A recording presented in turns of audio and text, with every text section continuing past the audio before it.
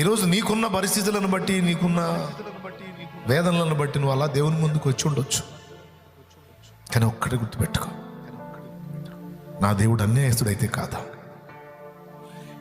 నీకు తెలియదు నిన్ను ఏ స్థితిలో దేవుడు ఉంచబోతున్నాడో. నీకు తెలియదు నిన్ను దేవుడు ఏ విధంగా నిలబెట్టబోతున్నాడో. అది జరిగిన నాడు నీకు అర్థమైంది నేను చెప్పింది ఏందో.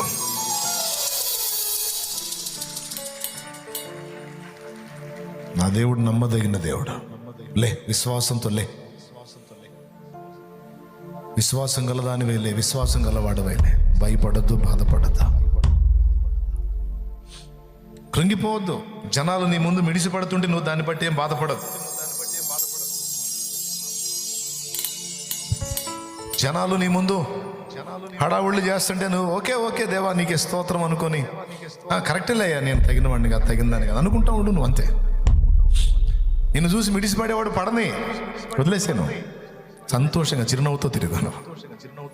దిగులు పడద్దు. నువ్వు ఏడవాలని వాళ్ళు అటు చేస్తారు, నువ్వు ఏడ్చే కొద్దీ ఎక్కువ చేస్తారు. వదిలే. దేవుణ్ణి బట్టి నువ్వు చిరునవ్వుతో ఉండవు. వాళ్ళు చేయలేరు. మనం ఎంత చేసి ఎంత ఆమెని ఇది చేస్తున్నా కూడా ఆమె నవ్వుతానే ఉంది.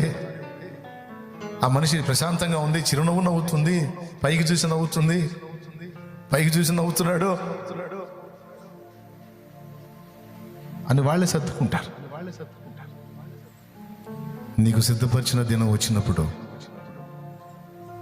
ఆయన చేసే కార్యం ఆయన చేస్తాడు.